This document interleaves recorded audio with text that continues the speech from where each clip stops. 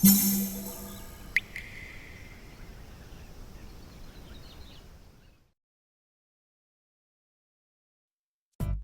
うも、底辺アクアリスト黄昏です。皆さん、前回のスネール抹殺計画動画は見ていただけたでしょうか？今回はその続きの動画となりますので、まだ見ていない方はそちらの動画から見ていただけると幸いです。前回はキプラミン投与から4日が経過し、想像以上に過酷な検証に辟易していたんですが、今手を止めてしまうと、今まで使った添加剤やテスト試薬が全て無駄になります。おまけに全ての水槽の大和の埋尾を一つの水槽に避難させているため、スネールを根絶させるまで立ち止まることはできません。4日目にしていろいろな代償を払わされていて精神的にきついんですが、スネールは1匹残らず駆逐しないと意味がないため、鋼の意志を持って継続していきます。この動画の最後にはこの薬剤を投与しての注意点や結果的にどうなったのかなど詳細にお話ししていきますので、スネールに困っている方はぜひ最後まで見てやってください。衝撃の映像も最後に飛び出すのでお楽しみに。ということで5日目です。いつも通り同濃度は0。本当キュプラミンが謳う持続性って何なんだ？金儲けのために企業がこぞってやってる SDGs と全く一緒ですね。ということで、いつも通り規定量をすべての水槽に添加しました。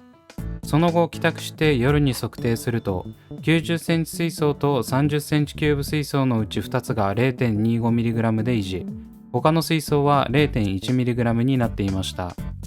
ここに来て少し同濃度が維持されるようになってきましたね。ただ、相変わらず1日濃度が持たないのはきつい。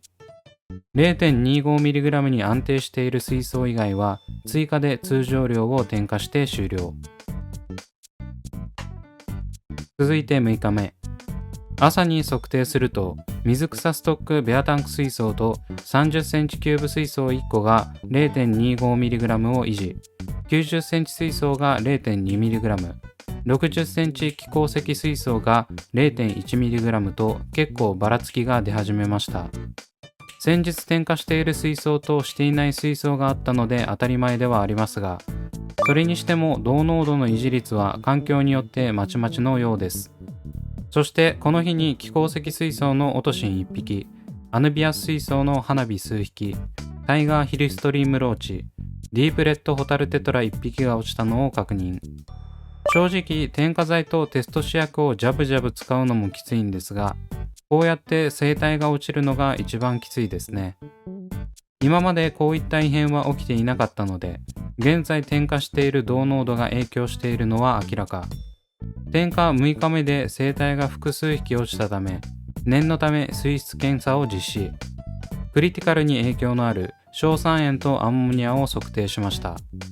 結果、硝酸塩が検出された水槽はありましたが、他はすべて未検出。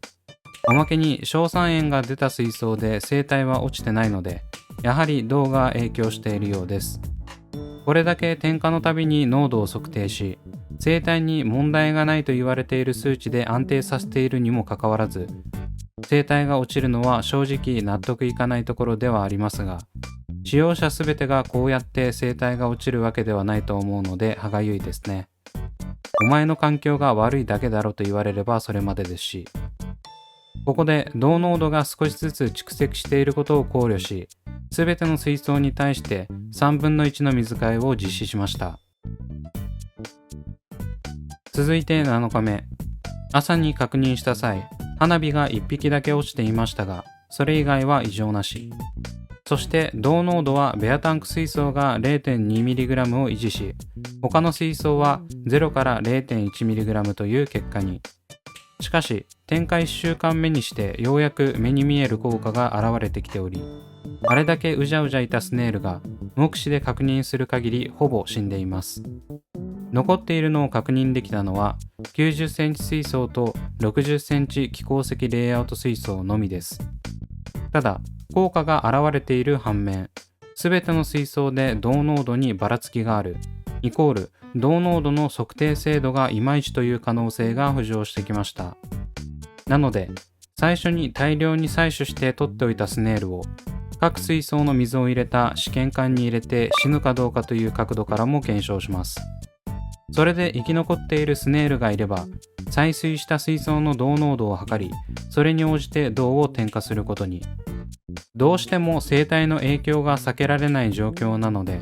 できるだけ多角的に検証し、スネールを抹殺しつつ、生態にできるだけ影響を及ばさない濃度を維持していきます。一応スネールが見つかった90センチ水槽と60センチ気鉱石水槽以外は生態の負担を考え、規定量の半分を毎日添加し、90センチ水槽と気鉱石水槽は先ほどの要領で添加を行います。続いて10日目。中3日空きましたが、先ほど話した基準で淡々と添加しただけなので割愛。あれから生態も落ちることなく順調にいっていたんですが、ここに来て新たな問題が発生。それは水草が溶き始める問題です。以前紹介した暴走気味のエキノドルステネルスブロードリーフはキュプラミンを添加した周辺が溶けてきました。添加してすぐにピンセットで攪拌させてはいたんですが、やはり銅の原液が少しでも触れると影響が出るようです。腫れるというより溶けているので、色が悪くなった葉の復活は絶望的。ただ、他に元気なところもあるので、全滅には至らなそうです。ちなみに他の水草は全く影響なしです。続いて60センチ正化石山岳レイアウト水槽。ニューラージュパールグラスに穴が開き始め、ところどころ色が変色しています。今まで順調に育成されており、しだれまくっていたんですが、ここに来て調子を崩しています。結論から言うと、銅添加が影響しており、ニューラージュパールグラスが枯れたことによりバランスが崩壊し、苔が蔓延することになりました。最後に一番ひどい惨状がこちら。60センチ気鉱石レイアウト水槽の後茎に植えていたパールグラスが1本残らず溶けています。これがダントツでひどかったです。茎はギリギリ緑色を保っていますが、葉の方はブロードリーフ同様溶けて水質に悪影響を及ぼしています。ビローモスなどの苔系統が無事だったので油断していましたが、パールグラスはマジで銅添加ご法度です。これは先2つのように部分的ではなく、例外なく全てのパールグラスがこうなっています。気鉱石水槽も溶けた部分の葉のせいで、正化石山岳レイアウトのように苔に侵食される原因になってしまいました。自分は検証も兼ねてある程度そのままにしていましたが、皆さんはこうなった場合、すぐに対処することをお勧めします。それでも着実に効果は出ており、忌々しいスネールは根絶されつつあります。続いて11日目。やはり90センチ水槽と60センチ気鉱石水槽にはまだ目視でわかるくらいスネールがいます。正直パールグラスが完全に溶かされたことで若干銅を添加することにためらいがあったため、濃度を維持するのが難しかったのが原因かもしれません。そういったこともあり、他の水槽では見かけませんが、気鉱石水槽にはしぶとくスネールが残っています。そしてこの日ついに添加剤と銅テストがつきました。ということで買ってきました。銅テスト。価格は2068円。テスト試薬だけでこの価格はきつい。でもこれがないと基準がわからず添加量が測れないのでしょうがないです。そして肝心のキュプラミンも購入しました。今回はなんと 100ml ではなく 250ml を買いました。価格は確か4800円くらい。当たり前ですが、大容量の方が単価が安くなるのでこっちを選択。もしかしたらまたスネールが発生することもあるかもしれないので、見かけ次第即対応できるように、今回の検証が終わってからも余裕がある分量にしたかったわけです。最初のセットで5000円、今回ので7000円使っているので、スネールを抹殺するために12000円もかけてます。毎日8個の水槽の銅濃度測定や地道な検証などの労力を考えると、どれだけスネールがアクアリウムをする上で憎い存在なのかがわかります。台本を書いている今も憎しみがふつふつと湧き上がるくらいにはスネールが嫌いです。薬剤も揃ったので、同濃度を測定すると、90センチ水素が 0.2mg、60センチ気鉱石、成化石水素が 0mg、ベアタンク水素が 0.4mg、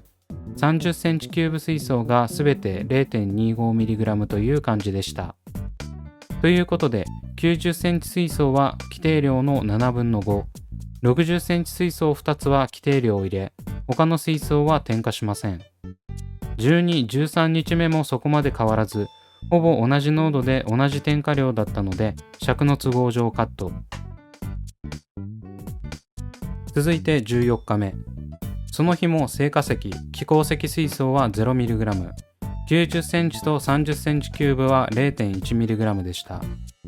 0mg の2つと90センチ水素は規定量、60センチキューブ4つは規定量の半分添加で終了。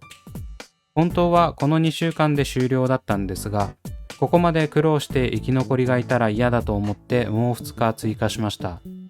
15日目は先日と同様の数値だったので、同じ量をすべての水槽に添加し、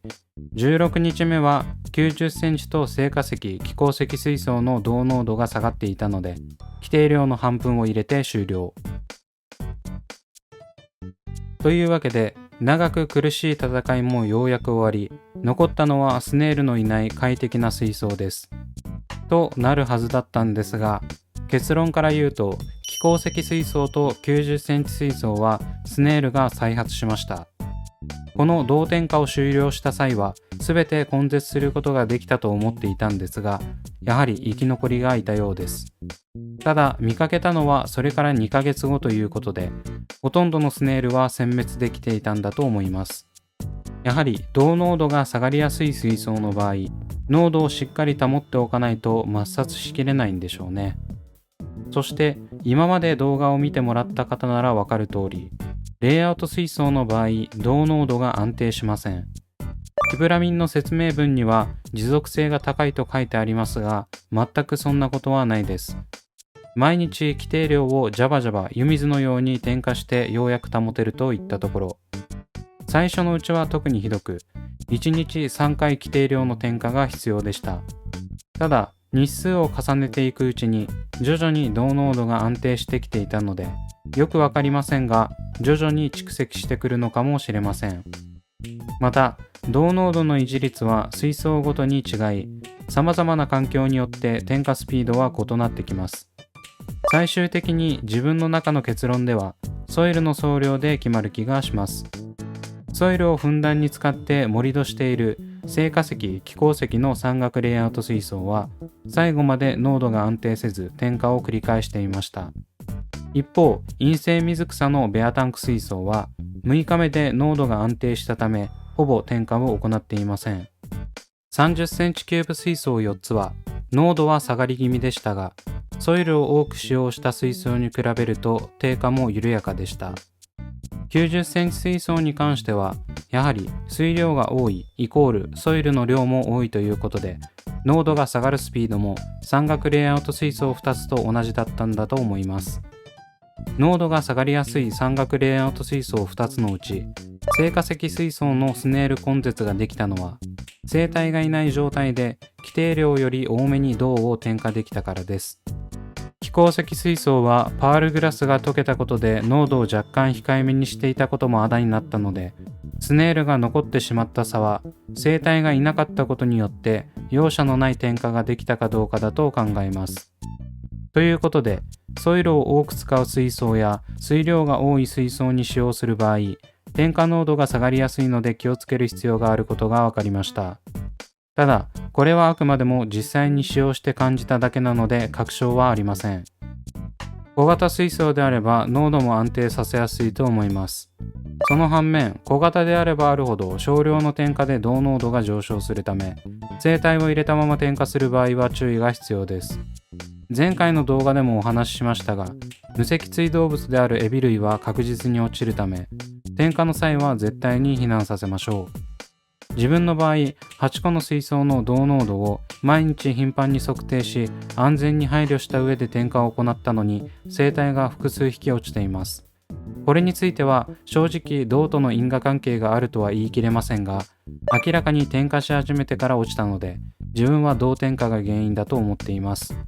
万全を期すなら、すべての水槽の生態を点火する際に避難させる方がいいんでしょうけど、一つの水槽に大量の生態がいる自分の環境では現実的に不可能です。全水槽の生態を集結させられるキャパの水槽もなければ、入り組んだレイアウトから全ての生態をすくい上げることは現実的に難しい。特に花火やエリスロミクロンなんて一匹捕まえるだけでも大変ですし、そんなことしてたら集結させるまでに数ヶ月かかって、その間に避難水槽が崩壊する未来しか見えません。じゃあ一つ一つ転換していけばよかったじゃんと言われるかもしれませんが、前回の動画でもお話したように、スネールは一つの水槽に湧くとどうやっても他の水槽に伝播するので、本当に根絶したいと思うなら同時に行う必要がありました。おまけに個別で毎回やってたら全ての水槽に点火し終わるまでに余裕で4ヶ月以上かかりますからね。その間に他の水槽で大量繁殖したスネールが根絶した水槽に紛れ込むことは容易に想像できます。それでも同濃度を何度も測定し、水質にも影響がないか逐一確認をしていたので、生態が落ちることは想定しておらず、結構へこみました。説明文にも生態には安全と書いていましたし、影響があっても有効濃度との差が倍近く開いていたので、大丈夫だと思ってたらこのざまです。ただ、数匹落ちた段階で引き返してしまうと、それこそ落ちた生態は無駄になりますし、ここまで来たらしっかり根絶させて、再度同点火をしなくて済むようにしたかったわけですね。結果的に2個の水槽は駆逐できませんでしたが、他の水槽は完全に抹殺できたので意味はあったと思います。そしてこの同濃度点火をした結果、醜い姿になり果てた水槽が2つあります。一つは先ほどお話ししたパールグラスが溶けた気孔石水槽です。こちらの場合、生態には全く影響がなかったんですが、本当に見るも無残な形になってしまいました。見づらいですが、ウォーターローンにも若干糸状の苔がまとわりついていますし、気孔石自体にも緑の苔がついています。この後、バランスが崩壊したことによって、苔の勢力が拡大していきました。そしてもう一つが青化石水槽です。この青々としたニューラージパールグラスはどこへ行ったのか、青みどろが跋扈する不快になってます。まだ完全に水草がダメになってしまったわけではありませんが、これは結構ショックですよね。正直青みどろは雑魚なんでどうでもいいんですが、青みどろが出始めたイコールニューラージパールグラスが枯れ、バランスが崩れたことを意味するので、そこが一番きつかったですね。ここから巻き返せるかどうかはわかりませんが、最善を尽くしていきたいと思います。という感じで、先ほどから酷評ばかりしていますが、事実このキュプラミンという薬剤はスネール駆除の最後の砦です。実際に逆巻き貝にこれだけ効果を発揮した薬剤は自分が知る限りありません。様々な代償はありましたが、それに引き換え効果は間違いないです。スネール駆除剤で有名なスネールバスターは全く効果がなく白濁りさせるだけですし、唯一逆巻き貝に対抗できる薬剤はこれしかありません。事実、駆逐しきれなかった2つの水槽以外は、検証から5ヶ月経過した現在も、スネールは再発しておらずとても快適です。スネールがいない水槽のストレスのなさは、今回の大きな代償や大変な労力をかけて投与を続けた結果であり、その効果に疑いの余地はありません。というわけで、このキュプラミンを使用してみようか考えている方に向けて、総評をお話ししたいと思います。まず、同濃度はソイルや水量に比例して下がるため、レイアウト水槽で使用する場合は、頻繁な濃度テストと薬剤投与が必要になります。手間とコストは他の薬剤の比ではないので、折れない心とやりきる信念が大事。複数水槽にスネールが発生している場合は、その水槽の数に応じて手間とコストも莫大にかかるので注意が必要です。また、生態に影響がないは嘘。説明に書いてある無脊椎動物のエビ類はもちろんのこと、水質に敏感な生態は落ちる可能性があるため、避難させられるならさせた方がいいです。濃度によっては水草やバクテリアにも影響が出る場合もあるので、同濃度テスターは必須。これがないとスネールに対する有効濃度もわからないので危険です。テスター代がもったいないからといってケチると失敗するのでやめましょう。お金かけて駆逐できなかったというのが一番最悪のパターンです。そして銅を添加すると溶ける水草があります。自分の環境ではエキノドルステネレスブロードリーフとパールグラスが溶けました。ブロードリーフの場合、完全に溶けきってはいなかったので、種類によって耐性の差はあると思いますが、エキノドルス系は要注意。パールグラスは確実にやられるので非推奨で、ニューラージュパールグラスもダメージあったので、キューバパールグラスなどのパールグラス系統は影響が出るものと思われます。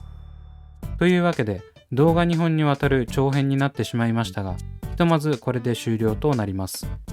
先ほどもお話した通り、2つの水槽で生存を確認しているので、それは追って対策している状態です。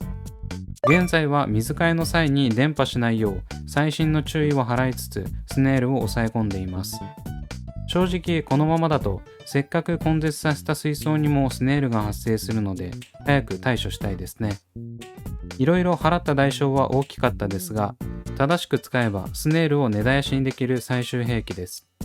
自分の中では確実にスネールを消すことができる薬剤はこれしかないと思っているので、手放しでおすすめしたいんですが、わざわざ口酸っぱくデメリットをお話したのは、この動画を見て購入された方がしっかり影響を理解した上で使ってほしいからです。生態が落ちたことや水草が溶けたことなんて動画で話したら叩かれるだけなんで言うメリットありませんが、包み隠さずお話しすることで皆さんに有益な情報をお届けできると思っているのでお伝えしました。ただこれだけデメリットがあることを踏まえても、そこさえ気をつければマジでこれしかないって薬剤なので、自分のようにスネールのせいでアクアリウムのモチベーションが下がるほど悩まされている方には使っていただきたいです。アクアリウムなんて結局人間のエゴでやってることなんで、スネールも生き物だから殺したくないとか綺麗事は言いません。アクアリウムのモチベが下がって管理がおろそかになる方が悪影響です。ぜひ皆さんも自分の教訓を生かしてこの強力な薬剤を使いこなしてください。というわけで今回はここまで。Twitter と Instagram をやっておりますので、そちらも見ていただけると嬉しいです。それではご視聴ありがとうございました。